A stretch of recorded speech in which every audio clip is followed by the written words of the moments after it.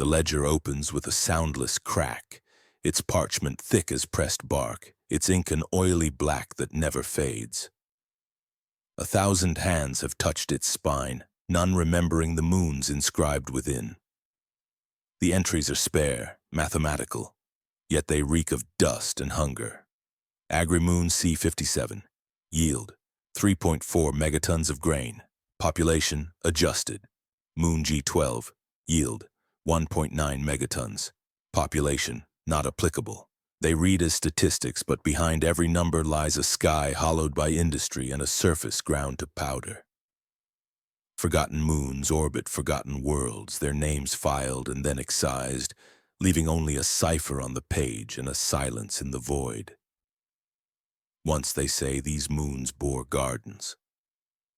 Thin strips of moss and algae stretched beneath their domes, fragile but green. Now they are fields of bone meal and black dust, atmospheres held together by engines that cough more than they breathe.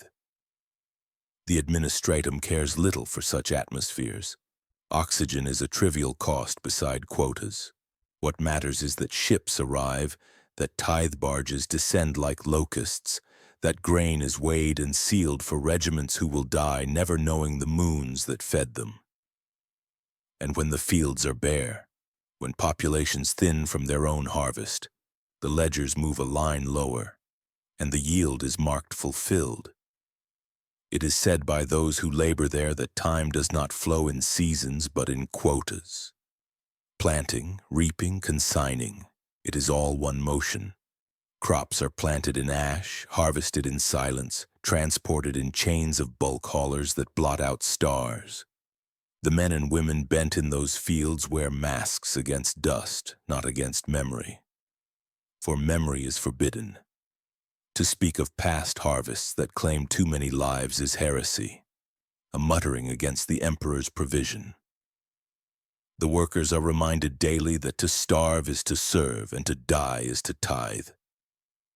In the archivum of Segmentum Obscurus, a scribe once hesitated at an entry. The moon was gone from star charts, yet still recorded in the tithe. He inked the word reallocated, as if that might satisfy. Reallocated to where? The question was never answered. The administratum is a machine that abhors inquiry, and questions vanish as swiftly as moons. Still, the whisper remains. Not all moons are consumed by famine or war.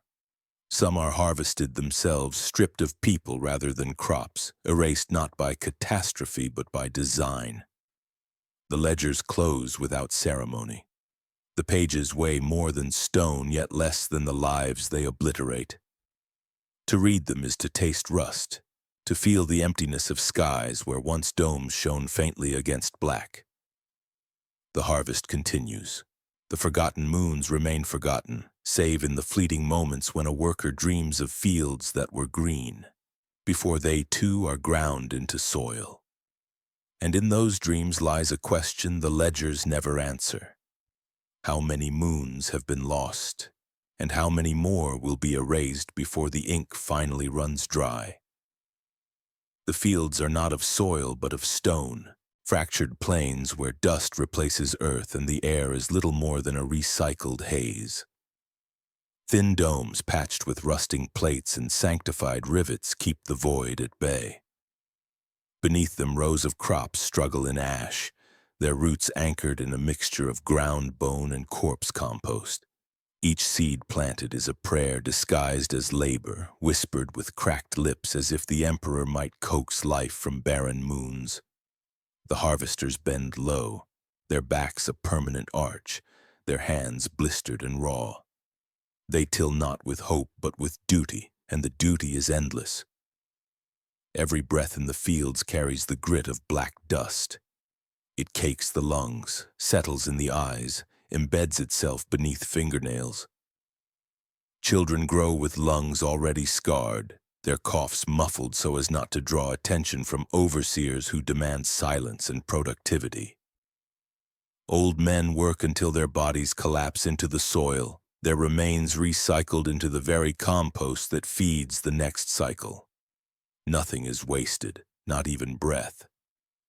And still the quotas climb, for wars elsewhere consume more than any harvest can satisfy. The moons are not communities, but engines of production. Families live in barracks of metal sheeting, row upon row of cots stacked like shelves.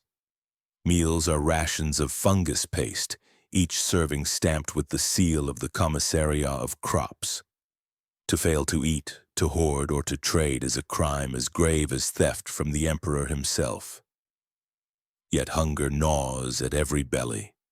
The fungus feeds the body but not the mind, and the children speak in whispers of bread they have never tasted, as though the word itself were a forbidden relic.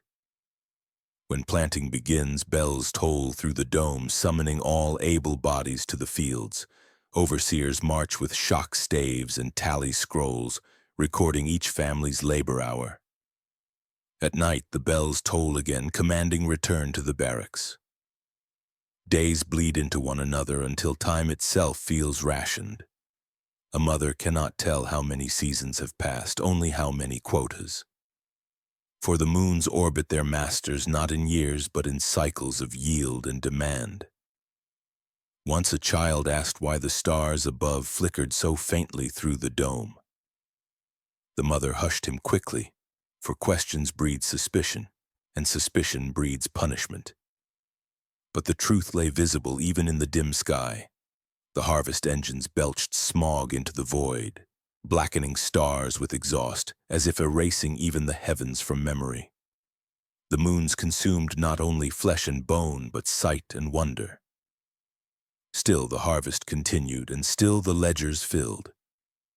To the Imperium, the moons were successful.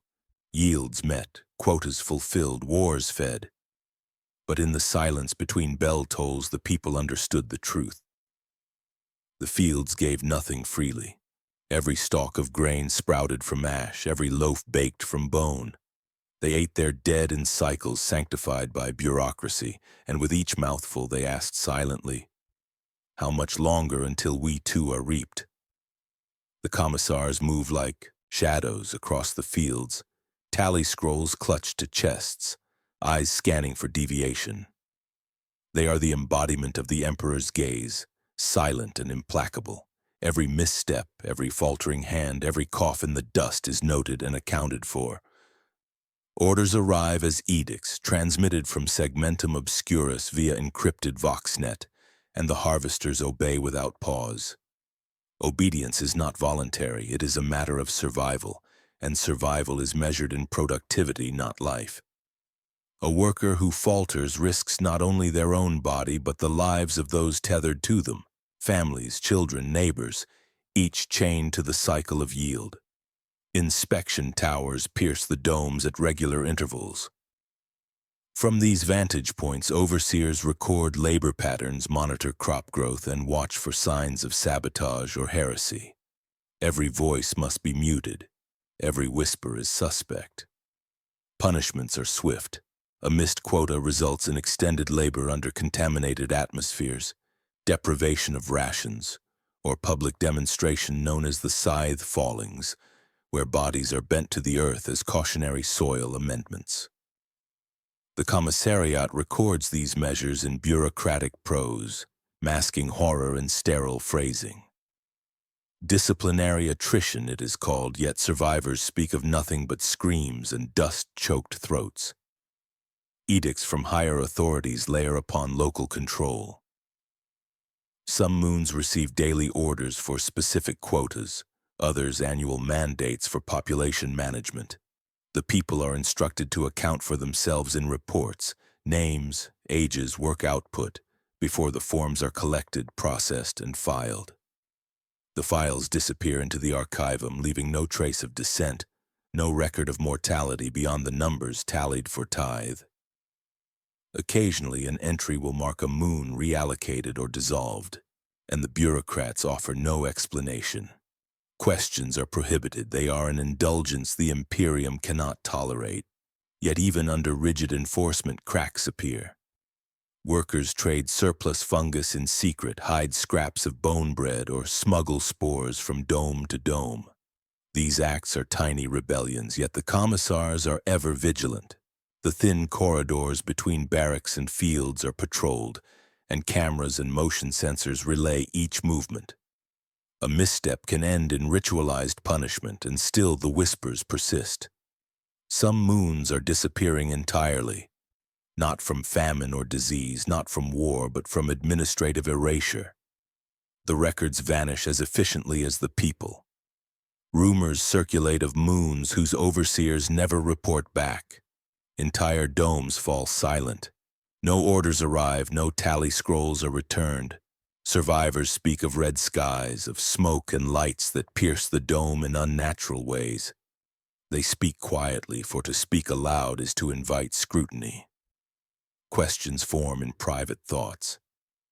Where do the missing go, and who authorizes their removal? The commissariat's code answers only with silence. In these moments, the reality becomes clear. Control is absolute not only over labor, but over existence itself. Yield, obedience, memory, all are meticulously managed. The edicts and tally scrolls are instruments of governance, yet they conceal another function: the concealment of absence. As overseers patrol, as the moon revolves in mechanical precision, the seeds of disappearance are planted alongside the seeds in the ash, awaiting the day they too are harvested. In the rust-stained crevices between the fields and the barracks, another harvest begins. Not of grain, but of desperation. When quotas rise faster than crops can grow, when ration lines yield only the sound of empty tins, the people adapt. Beneath the domes, where the machines no longer watch, a different economy unfolds. Spores scraped from exhaust vents are dried and traded as meat. Rat flesh caught in traps behind water filtration panels becomes luxury. The fungus bred in waste tanks, gray, bitter, clinging to the taste of metal, is packaged in wax paper and bartered for thread, for favors, for silence. It is called the black market of hunger, though none speak the name aloud. Here, no currency exists beyond survival. A child's hollow cheeks might purchase a week of off-shift labor from an elder too tired to walk. A broken rebreather is exchanged for half a pail of nutrient sludge laced with ammonia. Each trade is weighted in necessity and fear. Everyone is complicit, everyone is expendable. The commissariat knows but turns blind eyes toward select corridors, allowing the system to self-regulate through quiet corruption. Hunger does not disrupt order, it enforces it. In this subterranean commerce, betrayal is both risk and currency. Informants whisper names in exchange for extra rations or the removal of a labor assignment. Families vanish overnight, their cots scrubbed clean by morning. No alarms sound. Their absence is marked only by a surplus of air in the barrack and a faster ration line. One woman, called Ressa by no one now, traded her brother for 2 bricks of protein slurry. When questioned, she wept, not from guilt, but from the knowledge that the bricks were moldy. There are legends, too, traded like coin, of a hidden dome where the soil grows red crops that require no light, no fertilizer, only the sacrifice of a voice, of fungus that speaks when consumed, revealing the secrets of vanished moons, of a masked merchant who appears once every cycle bearing tins of off-world grain, sealed with a symbol no one recognizes and no one dares to replicate. Most dismiss these tales as fevered rot of the starved, but the stories persist. Hope in these domes is a hallucinogen more dangerous than hunger. And yet, even in the silence of the market, a new fear takes root. Moon G12 has not sent a trade runner in 3 cycles. The tunnels beneath Sector C9 collapsed with no seismic event recorded. A child returned from a barter run pale, silent, her hands clutched around a ration token from a moon struck from the archives a century ago. No one speaks of it, but everyone changes their routes. The black market tightens like a noose, inward and downward until its arteries choke on silence. The ledgers, of course, remain unchanged. The quotas are met, the fungus flows. But beneath the numbers, beneath the domes, a deeper hunger grows, one not fed by scraps or soot, but by fear. Something else has begun to trade in flesh, and it does not bargain, it only collects. They sang as they starved. Bent in fields of bone dust and chaff, the harvesters whispered litanies between mouthfuls of bitter air. Not to comfort each other, comfort was forbidden, but to align their suffering with something sacred. The ecclesiarchy had long since embedded itself in the soil alongside the bones, preaching that hunger was a form of purity. That want was the body's way of drawing closer to the emperor. Famine is faith, the banners read, stitched into linen that could have fed a child for a week. Each dawn began with the litany of the sickle, chanted before the work shift began. Overseers stood on iron risers, reciting the phrases as smoke poured from votive burners, masking the reek of fermentation and rot. To toil is to tithe, to hunger is to be cleansed, the masses intoned in cracked unison. Refusal to speak was met with silence no less brutal than the shock staff, ration cuts, assignment to ash pits, or designation as excess flesh. These were not punishments, they were purifications. Confession booths lined the perimeter of the fields, tall iron boxes barely large enough to kneel inside. During yield-short seasons, the queues would stretch for hours. Harvesters stepped in, alone, and admitted failings, sloth, gluttony, doubt. It did not matter if they had committed the acts.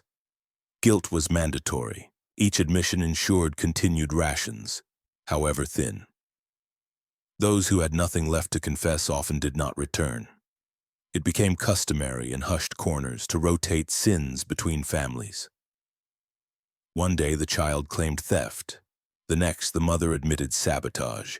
In this barter of guilt, lies kept the truth alive. Some moons took the rituals further. On C-79 it was customary to burn one sheaf of grain per field as the emperor's portion, a gesture that gnawed openly at starving hands. On Moon L-21 the dead were not buried but paraded before the community as vessels of transfiguration, their bones ritually stripped before composting. The sermons framed these acts not as sacrifice, but as celebration. Hunger was framed as holy trial, a test of planetary faith. The worse the famine, the more virtuous the soil. But whispers of fracture began to creep in. Some workers claimed they heard voices during confession, not from the priests but from beneath the floor. Others spoke of dreams that replayed not their sins but unfamiliar faces speaking in dead tongues. One girl, no older than 7, recited a sermon no priest recalled teaching. Eyes rolled back, fingers blackened, with mold. She was taken to the purification pits and not seen again. The ecclesiarchy responded with escalated sermons and longer chants, but the hymns began to ring hollow. People sang still, but the words grew slower, warped, reshaped by something older than scripture. In the silence that followed prayer, there was something listening, something not imperial, not divine, but rooted in the ash itself. It did not punish. It did not forgive. It waited. And beneath every ritual, every chant, every act of sacred obedience, that presence grew fat on faith's hunger. The Archivum Ministorum does not forget, but it misfiles with terrifying precision. Behind vox-sealed vaults, deep within the scriptorium, stacks of segmentum obscurus, rest shelves of vellum scrolls and data slates stamped with the sigils of moons no longer spoken of. Names that once echoed in tithe chants now exist only as faint imprints in the dust. C-79, G-12, Varnax Moon, Lariat Gamma, each marked as reallocated, repurposed, or most often status fulfilled. No death tolls, no obituaries, just the neat squared edges of bureaucratic closure. One adept, archivist third-class Gelvank, filed a discrepancy during his audit cycle. A tithe ledger referenced Moon Varnak's final harvest weight at 20 times its prior cycle average. The shipment had been received, catalogued, distributed. But the origin coordinates had been corrupted. The moon had no recent cartographic data. Its last orbital scan predated its final harvest by nearly 6 years. He submitted a query. The query vanished. 2 days later, his name was marked as absent from station, and his access sigil revoked. No further questions followed. In the silence left behind, the rumors deepened. Data runners whispered of moons that had vanished mid-cycle, not bombarded, not consumed by war, but simply absent. No wreckage, no astropathic distress signals, no energy signatures. Voxlinks would hum with static one cycle and fall silent the next. Sometimes the moons still showed on older star charts, flickering like ghost signals, untouchable by auspex, unreachable by landers. Administratum officials called them anomalies and adjusted the ledgers accordingly. Grain shipments were still accounted for. Quotas still balanced. The moons themselves became irrelevant. One particularly ancient set of records sealed under a vault code used only during periods of galactic plague referenced something called yield protocol. Theta vermilion. The phrase appeared in relation to moons with critically low biomass reserves where the local population was deemed a viable nutrient source. The document never said cannibalism. It never had to. Instead, it spoke of conversion ratios, biological tonnage, and alternative harvest bodies. And always, by order of the Segmentum War Demand Board, whether this protocol had ever been deactivated, no one could say. No records confirmed it, no cleric dared ask. But the moons that vanished most frequently, those listed as underperforming or deviant, fit the profile exactly. They were small, isolated, their atmospheric stabilizers overdue for inspection. Their faith reported as wavering. They had simply become more valuable as yield than as witness. And so a silence settled into the records. Not the quiet of disinterest, but of decision. The Imperium had found efficiency in forgetting. Memory became a liability, testimony a contaminant. These moons, these communities of ash and labor had not died. They had been collected, rendered, repurposed for the endless appetite of a war without end. The ledgers remain pristine. The titles remain legible. But something else lives between the lines now, something wet and warm and final. The parchment does not bleed, but sometimes when the archivists work alone, they claim to smell iron. The moons are gone, but the harvest continues. Every cycle ends with the ritual of the yield. It is not called a festival. There is no music, no celebration, only the measured steps of procession and the heavy clang of tithing bells. On the moons that remain visible, the harvest ceremony is conducted beneath the dome's center, in what the ecclesiarchy names the liturgical field. Here the crop is gathered in silence, bound into stacks marked with the sign of the Aquila, and arranged in concentric rings around a central spire known only as the weighing post. The spire is capped with a bronze skull, hollow-eyed and vertigrist, its mouth wide to receive the grain. The populace gathers in ranks. Each family carries its apportioned sheaf, meticulously weighed, sealed with wax, and marked by thumbprint. Overseers read the weights aloud. Vox recorders hum. The offering is made and the family steps aside. Those who fail to meet expectation kneel before the shrine and recite the confession of diminished flesh. No forgiveness is offered. Their names are noted. Their quota for the next cycle doubles. Some do not rise. The soil receives them and their remains are added to the compost registry under subcategory organic reclamation, type or full. This is the public ritual, but beneath it, behind the rows of stacked grain, something else transpires. In the lowest tiers of the dome, near the pressurization vents where the heat blooms in unnatural pulses, special containers are sealed and loaded. They are not filled with wheat or starch root. Their contents are undocumented. Yet the handlers wear full rebreathers and whisper catechisms not found in the standard liturgies. One cargo overseer was overheard repeating the phrase, "The flesh remembers even when we do not." When questioned, he could not recall saying it. His tongue had turned black. Some moons report a red hue in the sky during the ritual, as if the stars themselves dim in reverence. Others describe static anomalies, voice echoes trailing several seconds behind speech, or shadow doubling in angles that do not match the dome's curvature. But these phenomena are never noted in the official reports. What is recorded is the final weight, the successful tithe, and the shipment coordinates. The data is clean. Cleanliness is trust. Trust is survival.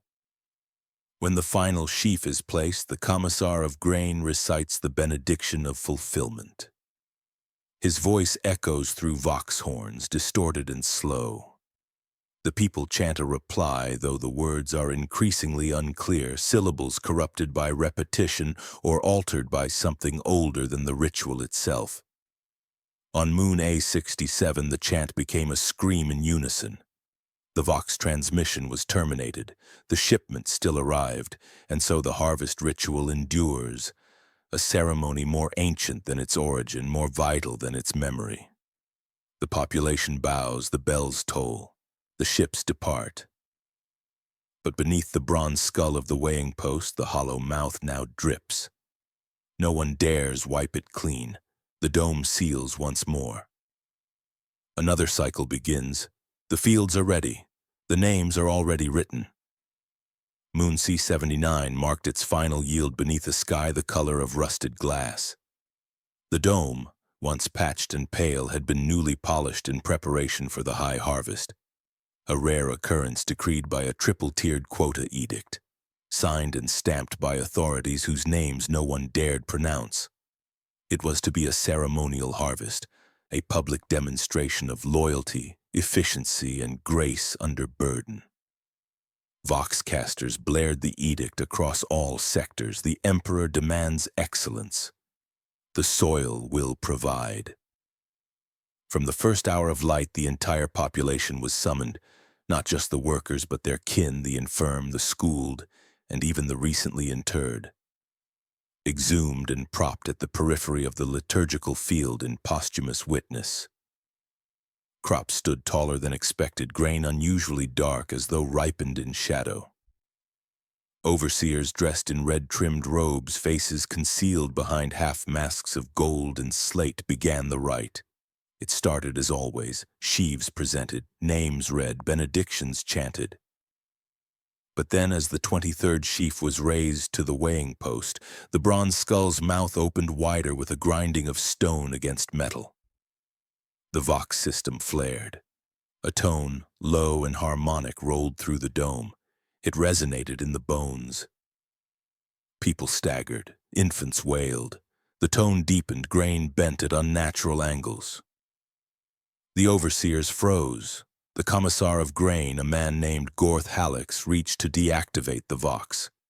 His hand melted at the wrist. Without command, the crowd began to chant, not the benediction of fulfillment, but something older. Syllables pulled from the marrow of memory. The dome dimmed, not by loss of light, but by the presence of something pressing in from beyond its shell. A scent filled the air, wet soil and iron. Not a single person ran. Movement ceased. The crops split at their stalks and released a red mist. Then the weighing post collapsed inward, the bronze skull shattering into fragments that hovered mid-air, rearranging themselves into a shape no eye could hold. Screams began, but not from the people. The dome itself screamed, metal contracting, glass cracking, speakers distorting into static that seemed to laugh and wail and moan in one breath. The grain was gone. The crops were gone. But the containers, sealed unmarked, remained, now pulsing with heat. Workers near them ruptured like overripe fruit. A commissar dropped to his knees and begged forgiveness for quotas he had never failed. Blood seeped through the dome's seams, not from bodies, but from the vents. By the 7th hour, all transmission ceased. No Vox answered hails. Surveillance pict feeds dissolved into spirals of red. The final data point recorded by the administratum read, "Yield exceeded. Transit commenced. No survivors reported, no vessels returned." And yet, 2 weeks later, a tithe shipment arrived at Damaris Station. Mass 20 megatons.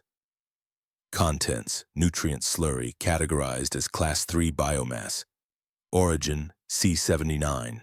The barrels were sealed, the documents were stamped, the ledgers were satisfied, and C-79 was reclassified, moon status fulfilled. The report was 4 lines long, no embellishment, no anomaly flags. Just a confirmation of delivery weight, class designation, and route closure authorization. Moon C-79, once recorded across hundreds of pages for soil reports, productivity curves, and social compliance indices, now occupied a fraction of a page. Yield exceeded, transit commenced, classification fulfilled, sector file closed. The Vox channel assigned to its orbit went dark 2 minutes later. The frequency reassigned to a new agri-project in the Arcturus Strip. The silence that followed was not accidental. It was standard. On Damaris Station, the offloading servitors ran without pause.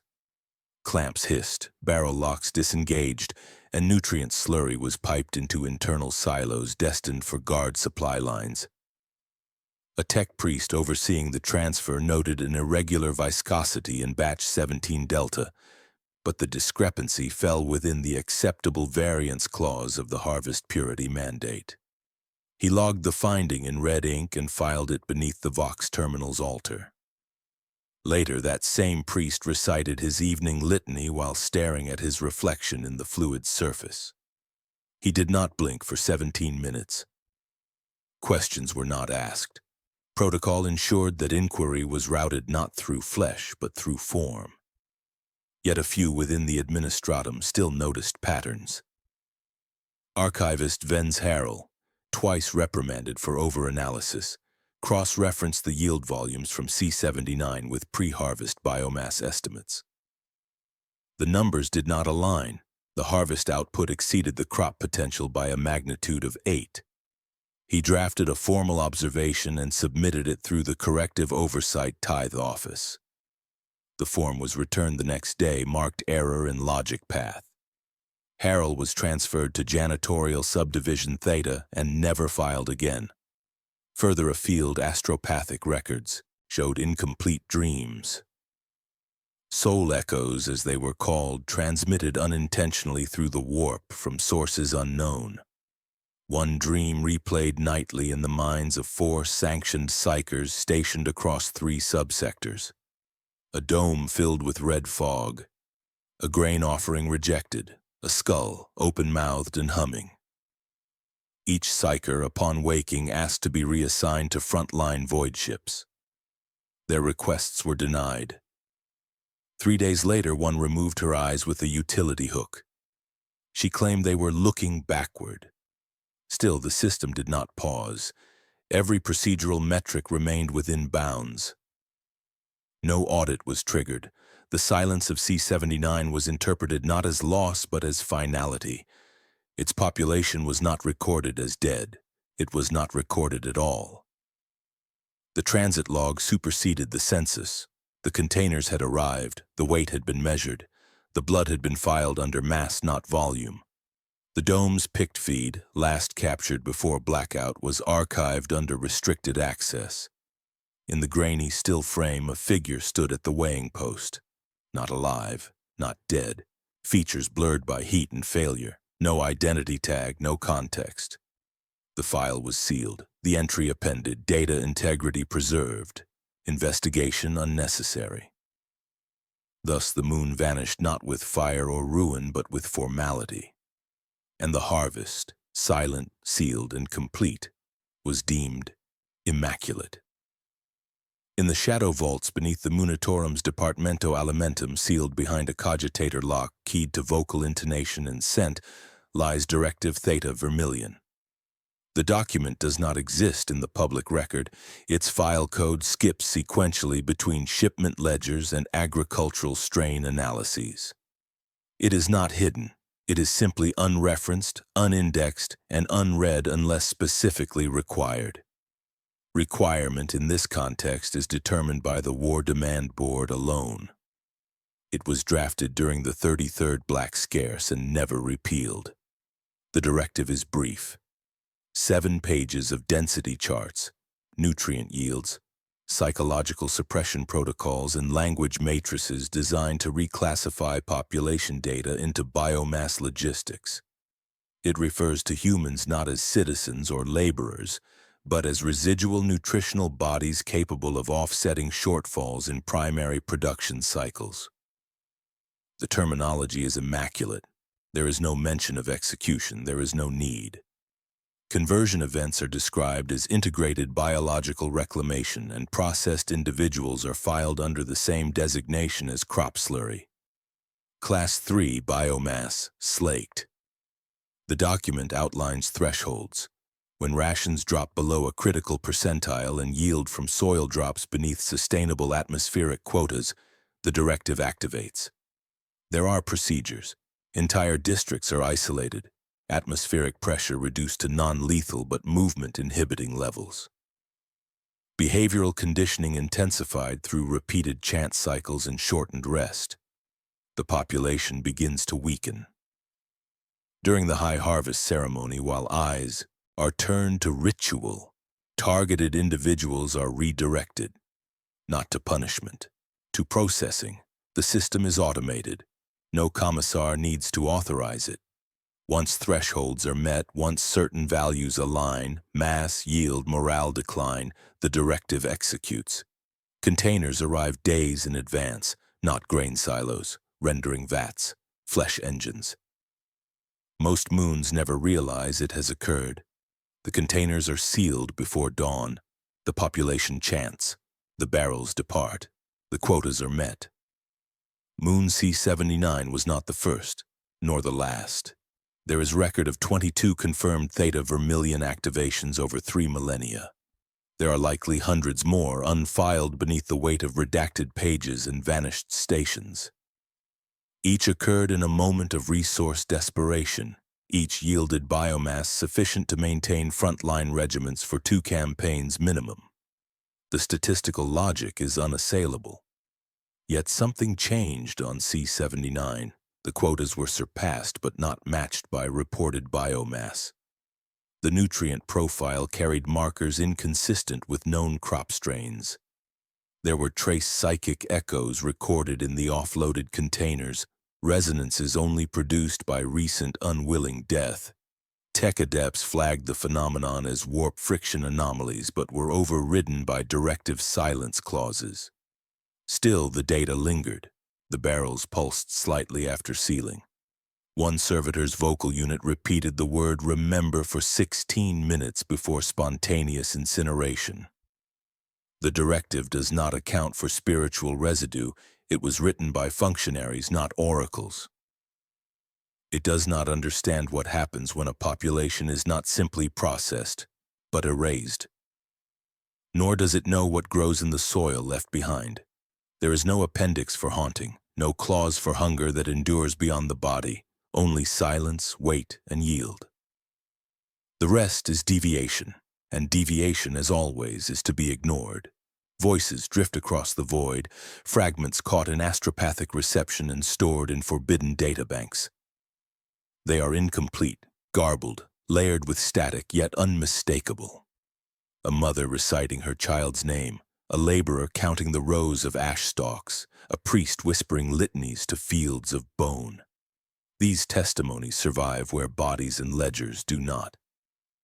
Smuggled logs recorded by rogue astropaths and hidden among unregistered warp flux reveal not only compliance but horror, moments of terror, of questioning, of fleeting recognition of the absurdity in their obedience. One such record, labeled simply Fragment 22X, captures a group of children bending under the weight of bundles. Their chant begins with the standard litany of the sickle, but then falters into a plea for relief.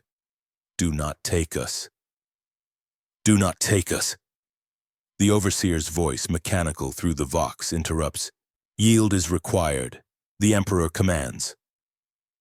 A thud follows, a body striking dust, and the chant resumes as if uninterrupted. Nothing else in the official reports acknowledges the sound. Another log comes from a mother hiding within ventilation shafts, smuggling her child through back corridors. She counts days, repeating a private catechism that maps suffering to virtue. The soil remembers our labor. The Emperor measures our pain. She whispers the names of the moons that vanished, unable to recall which had survived and which had been collected. Each day she writes in soot, tallying family members lost and imagining them reborn in the barrels that leave the dome. When discovered, her records are burned, but the echo remains in the warp. A third testimony survives from a tech adept assigned to the offloading vats at Damaris Station. He describes a barrel pulsing beneath his hands, a low, rhythmic thrum as if the contents were aware of observation. He writes that he spoke aloud, pleading for recognition of the people within, and that the barrel's resonance responded, bending his vision, echoing names he had never heard. By morning, the adept's fingers had blackened. The record is sealed. The barrel is processed. The ledger notes a successful yield. These fragments converge into a pattern. Survivors, where they exist, are rare and fragmented. Their stories intersect only in echoes. The same chants, the same fear, the same understanding that compliance does not prevent consumption. The testimonies do not document failure, they document awareness, the recognition of a system that consumes not only crop but life, not only body but memory. Yet the testimony is incomplete. Every fragment leaves questions: which moons were truly lost, which processed, which survived to serve as a model for others? Who authorized these erasures? And perhaps most hauntingly, what remains of a population once converted into yield, whose voices linger only in static and whispered memory? In the archivum of illicit records, these logs are treated with reverence. They are cross-referenced not for operational planning, but to understand what the ledgers hide. They remind those few who study them that the Imperium's processes are immaculate only in appearance. Beneath the stamps, the quotas, the sealed barrels, there is life remembered in absence. And in that absence, the people continue to speak. The moons themselves are complicit, though they cannot speak. Their soil, long saturated with ash and bone, now carries a memory of consumption, a template of what was and what must continue. Survey data show no anomaly in mass or atmospheric stability, yet the red tint in twilight and the faint harmonic pulse detected in the crust suggest otherwise. It is as if the moons themselves hum with knowledge of the people who once tended them, of the harvests that exceeded both expectation and legality. Archivist Vens Harrell's warnings, dismissed during his tenure, now read differently. He charted not only yields but patterns in disappearance. Moons with lowest recorded soil fertility were precisely those whose populations never returned to standard logs, yet whose outputs remained perfect. The mathematical correlation is undeniable. The system had learned, refined, optimized. The people were no longer laborers, nor were they failures. They had been incorporated into the cycle itself. Biomass from lost moons sustained the productivity of others. The living maintained, at the expense of the dead.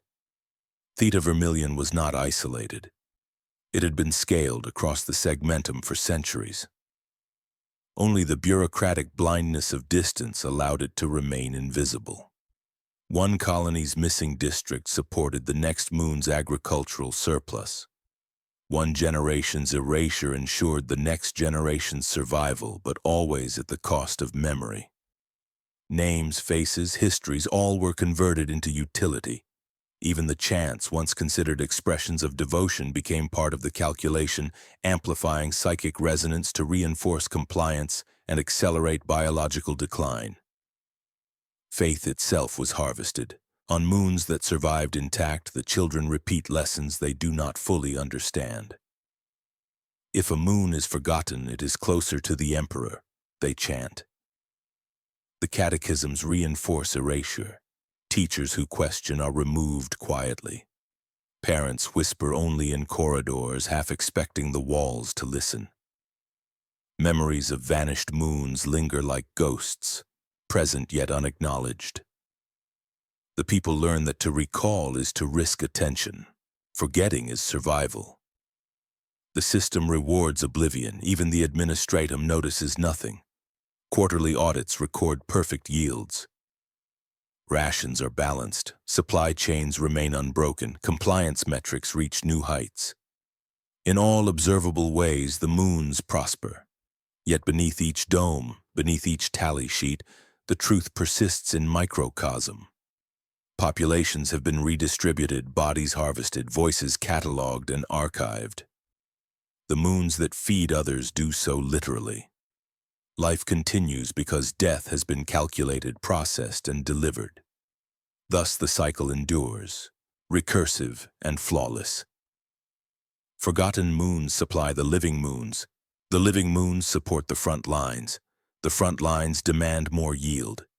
And somewhere in the void between stars, the echoes of those who have been consumed whisper through astropathic channels, through black market log fragments, through dream states of those who survived to remember. The system is immaculate, the harvest eternal, and the moons continue their silent work.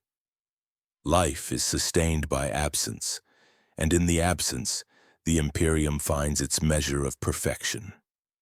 The catechisms of absence are precise and unyielding. They instruct the living on how to treat emptiness as virtue, loss as guidance, and silence as obedience.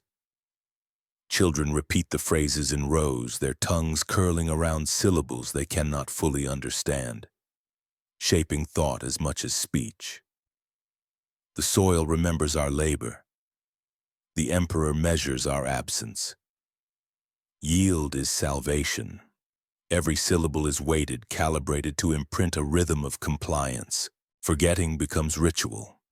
Forgetting becomes worship. Forgetting becomes survival. In barracks and dormitories, scribes copy these words into soot, into scraps of paper, into dust-lined journals. Each page is a meditation on what is missing. Names of moons once charted are reduced to single letters or glyphs. Families repeat the letters nightly, reciting them not as history but as penance.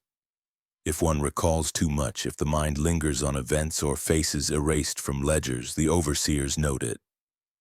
The punishment is quiet but total. Extended labor, ration reduction, isolation in airlocks until compliance resumes. Memory is taxed, guilt is quantified, and obedience is confirmed. The people adapt quickly. Memory becomes modular. They learn to archive their own recollections, hiding them in shadowed corners of the mind, only to be retrieved when necessity demands. Stories of vanished moons are told in fragments, never fully. A child recounts half a name. A mother adds a fragment of chant. Over time, the fragments are stitched into routine, normalized. The absence itself is worshipped, transformed into liturgy. Those who do not comply vanish quietly, their fate recorded only as attrition, standard compliance. Yet absence leaves residue. The more the population forgets, the more the void seems alive. Some moons report phenomena outside procedural explanation. Faint whispers in the domes when no one speaks. Shadows that linger longer than light permits. The smell of earth where none has been tilled. The archivum calls these anomalies, though the few who witness them call it memory-resisting erasure. The catechisms do not address these manifestations. They are beyond doctrine. They persist as warnings. Forgetting is required, yet cannot be perfected. Administratum officers, removed from the moons themselves, see only the final tallies. Quotas met, yields maximized, compliance absolute. In the silence of offices stacked high with ledgers, they nod at the efficiency of absence, unaware that every erasure has a voice that hums faintly through astropathic channels, that every tally has a ghost, and that the catechisms of absence are as much a warning as a law. And so the moons continue their orbit, the chants continue their cadence, and the people continue their lives under the guidance of silence. Absence becomes habit. Absence becomes doctrine.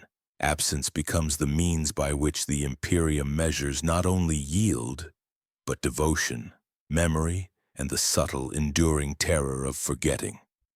In this way, life and death are intertwined, quantified, and codified, and through it all the moons watch, patient and eternal, bearing witness to the cost of compliance. The harvest endures not in the open, but in the calculus of absence. Moon L21 rotates silently, its surface a lattice of dried fields and gray domes, the air heavy with the dust of centuries of labor. No one records the hours spent, the lives bent and broken beneath quotas. The overseers move in precise circuits, checking seals, inspecting vats, and counting containers with mechanical precision. Every movement is routine, every action documented. Yet beneath the veneer of order, the moons themselves pulse with memory, an unacknowledged echo of those long removed. Families line the central corridors, repeating their catechisms of absence in hushed tones. Children recite syllables learned from walls and shadows. Parents reinforce them with nods and gestures. The language is deliberate, a cipher of erasure. Yield is faith. Absence is devotion. The soil remembers what we do not. Even as the words are spoken, they are measured, monitored, and processed. Those who falter are noted, their absence in attention tallied alongside grain yield and work hours. Compliance, like biomass, must be accounted for. In the deep vaults beneath the surface, containers wait, sealed and pulsing with the remnants of moons vanished long before. Each barrel carries not only substance but memory, traces of voices, thoughts, habits, and the ineffable resonance of lives processed into utility. Servitors attend these barrels as if tending sacred relics, unaware of the origin of their contents beyond data encoded in directives. Logs confirm totals. Metrics balance. The Imperium is satisfied. Outside, the moons orbit like silent witnesses. No stars pierce the domes tonight. Light is filtered, controlled, and manipulated. The people move in patterns dictated by the rhythm of work and ritual. The catechisms continue to shape thought, linking forgetting to survival. Those who remember too much, who glimpse beyond the veneer, are transferred, reassigned, or quietly removed. Their memories become warnings, whispered only in shadows, smuggled between breaths and in the margins of burned journals. The archivum receives its quarterly reports. Data streams in, pristine, reflecting perfect yields, standard mortality rates, and uniform compliance. There is no mention of the anomalies, the whispers in the vents, the rhythmic thrum of empty barrels, the red haze observed from peripheral observation domes. The auditors note the numbers, the ratios, the completion of quotas. Perfection is maintained, measured, and codified. And yet, in the silence between lines of data, in the spaces where catechisms are whispered and shadows linger, the truth persists. The moons that feed other moons do so through the consumption of those who tend them. Absence sustains life. Forgetting sustains the system. Memory itself becomes a resource, rationed and harvested alongside the people. The cycle continues, recursive and immaculate, a testament to an order where obedience, erasure, and survival are indistinguishable. The domes are quiet. The fields are empty of movement, yet not of presence. Containers pulse faintly beneath the surface. The moons themselves bear witness. In the stillness, the echoes of the forgotten chant endlessly, sustaining the living only by being absent. And the Imperium, as always, measures success in yield, in silence, and in the flawless continuation of the harvest. The final tally is more than numbers. It is a measure of erasure. Moon Varnak drifts past the gas giant, silent, uninhabited, yet alive with the residual hum of what once tended it. The domes are empty, their interiors sterilized, their walls etched only with the faint dust of footprints long swept away. All that remains are the containers in the lowest vaults, sealed and humming, holding the harvested essence of population, ritual, and memory alike. The Imperium's metrics record the harvest as complete. Quotas fulfilled, yield exceeded, the people are gone, the moon endures. Those few who remain on neighboring moons repeat the catechisms with mechanical precision, their voices rising in cadence against the filtered air. Yield is faith, absence is devotion. The soil remembers what we do not. Every syllable is measured, every breath accounted for. Children repeat the words without comprehension, their minds filing the syllables alongside ration schedules and labor hours. Obedience is instinctual. Forgetting is survival. Memory itself becomes a liability. Beneath the domes and airlocks and sub-level chambers, the containers are attended by servitors whose actions are precise and unthinking. The biomass inside pulses faintly, a heartbeat against the hum of refrigeration and atmospheric controls. Logs mark the serial numbers, timestamps, and weight. The human element is abstracted into data points. Class 3 biomass slaked, origin Moon Varnak, status transit completed. The living moons do not question. The administratum does not question. The system requires only perfection, silence, and repetition. Outside, the orbit carries the moon through black void, past the glimmer of other worlds, other domes, other harvests. Each moon is part of a recursive cycle. Populations harvested sustain the soil and output of neighboring moons. Those moons, in turn, supply frontline regiments and vital outposts. Absence is applied with precision, calculated to maintain the equilibrium of the system. No ledger fails, no quota is left unmet. The Imperium's logic is immaculate. Yet in the unrecorded spaces, the memory of those erased persists. In whispers carried through astropathic channels, in the subtle resonance of the barrels themselves, in the shadows of the domes, something of the vanished remains. It is not conscious, but it is aware. It is not alive, yet it echoes. The catechisms do not erase it, only mask it. Those who once lived on Varnak and moons like it, who worked, prayed, and endured, are present only in absence.